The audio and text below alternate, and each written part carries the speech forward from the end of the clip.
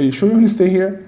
Okay. Hi, I'm Alex Jordan from learncolorgrading.com, and I'm going to start this new series of videos where we're going to be discussing real-life examples of color grading and editing using Davinci Resolve. So before we get into the tutorial, I want to answer a question that I've been receiving a lot, which is, should I move to Davinci Resolve for editing?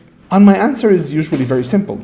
How often do you use After Effects? For my workflow, I rarely use After Effects. However, if you're a compositor, if your work depends heavily on After Effects, you might want to stick with Premiere. If After Effects is not an integral part of your daily work, I personally moved to Davinci Resolve. Not every project that I do, at least, requires After Effects. However, everything I do requires editing, and everything requires color grading. So for me, it was a no-brainer. So the answer of the question comes down to your personal workflow and how often do you need compositing into your own workflow. So let's start with today's tutorial. All the tutorials and everything we're going to be doing here, whether editing, color grading, or anything, is going to be done on this machine. This is the same machine I've been using for a while now. This is let's just come back to the specs here. This is a MacBook Pro Retina mid-2012. The processor is 0.26 gigahertz i7 with 8 gigs of RAM. So this is not a power hub. This is just an 8 gigs of RAM. I mean, if you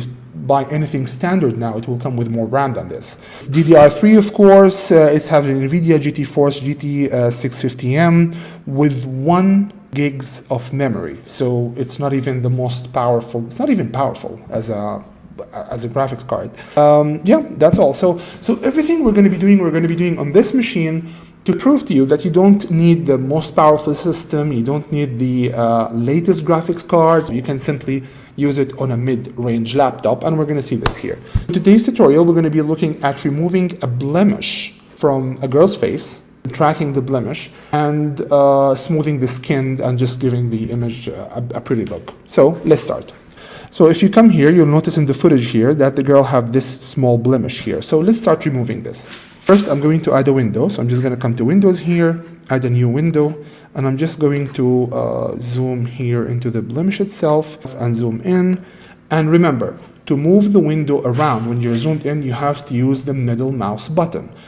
I received countless emails over the years for people asking me how can they use the middle mouse button in the Apple Magic Mouse.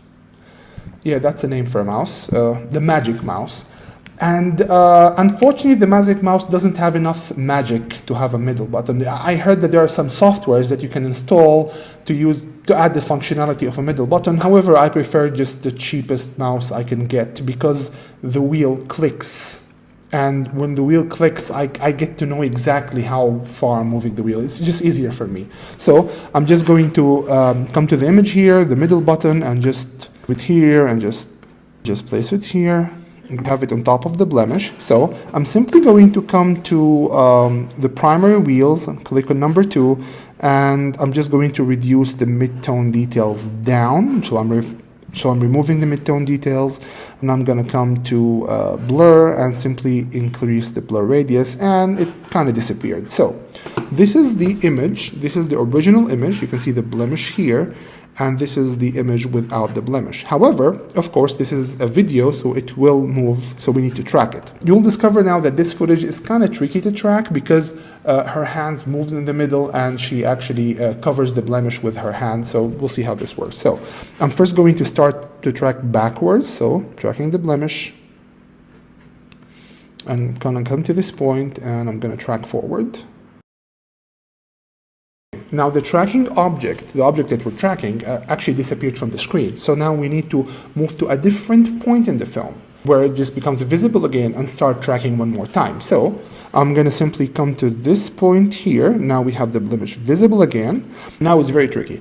I need to move the window on top of the blemish. However, if I move it now, I'm going to be moving the entire tracking data. So all of my track, everything that happened before is going to move however many pixels I move it to the right here. So before I move it, I need to make sure that I'm on frame mode, which means that I'm going to be moving this window at this point in time. So I'm going to click on frame, and then I'm going to move the window here, Zoom in again, make sure that I'm on the right point, and great. Okay, and now I'm going to track forward. Okay, now we finished the tracking data forward. However, we still have this gap in the middle. There's a certain portion of the image where there's no tracking data. How can we solve this? It's very simple. I'm going to have to manually move the window to make sure that it's in the right position, for the period where there's no tracking data. So I'm just going to come to this point here, and of course I have to make sure that I'm on frame mode, and I'm simply going to move the window here, and then I'm going to move in the middle between these 2 points and just move the window here, and I'm going to have to come in the middle between these 2 points, move the window here, and the middle, move the window here. And I'm just going to have to make sure that I don't lose the track. Okay, so again, there's a small problem here. So at this point, this is the right position. In the middle here, no, it's fine. So I'm just going to move frame by frame now and make sure that I'm on the right position every frame. So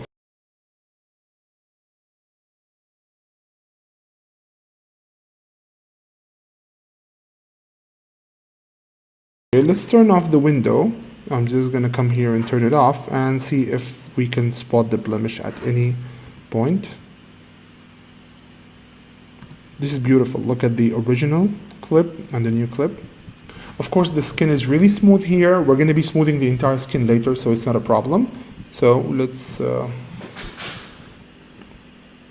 we just removed the blemish. We tracked it and we covered it with our window, and now we don't have the blemish. It's not showing.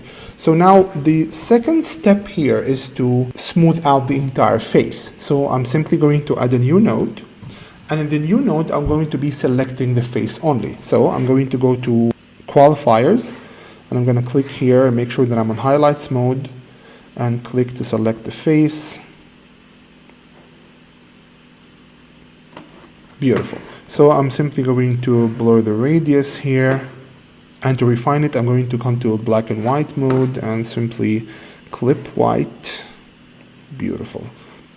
Clip black maybe a bit. Yeah. Okay, so let's disable the highlights mode, and now we have the skin selected. So I'm simply going to come to primaries again, and I'm just going to reduce the mid-tone detail in the entire skin, and see how the skin is smoother now. Let me just zoom in here, okay, to this area. Of course, this is really zoomed in, so the skin is not going to look natural when it's zoomed in. However, when you zoom out, it's going to look more natural. So I'm just going to go to the mid-tone details, increase it, and notice that when I increase the mid-tone details, I'm increasing the detail in the skin. And now just tone it back down. This is 100, so maybe we should go to 70. 70 is fine. Shift and Z. Notice how much smoother the skin is.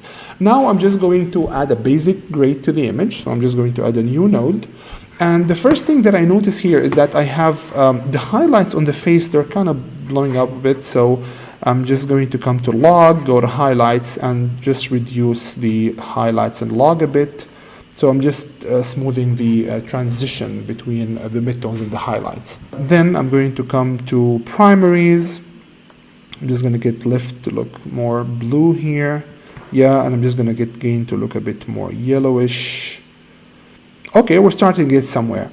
Now, if you look at the image now, the biggest problem that we're facing is the saturation in the shadows.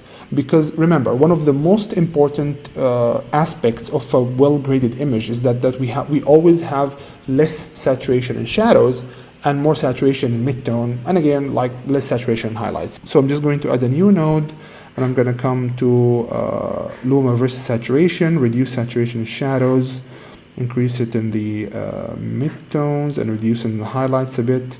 And still I have like weird saturation going on. I just want to control the saturation more. So I'm just going to go to saturation versus saturation, and it's very important. Saturation versus saturation reduces or increases saturation in colors based on how saturated they are. So if I want to reduce the colors that are very saturated in the image, I don't have to go Keyam and just spend half an hour working on that. I can simply come to saturation versus saturation, and I can simply drag the control on the right here just to bring it down.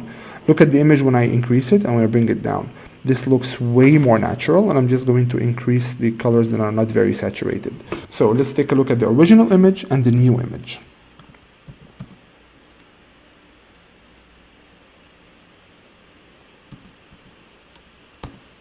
Take a look at the original image here. It looks nice, but not that great. And when I change the colors,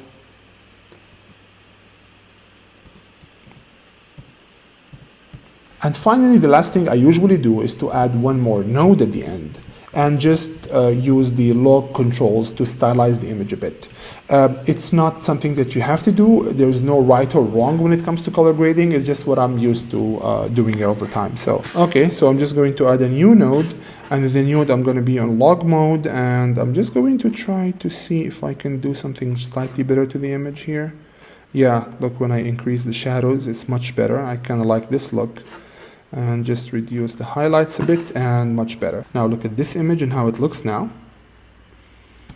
And this one. I still feel that I need to reduce the saturation of red a bit. So again, a new node, hue versus saturation, red, and I'm just going to reduce it just a bit. Much better. So this is our final image, and this is the original image.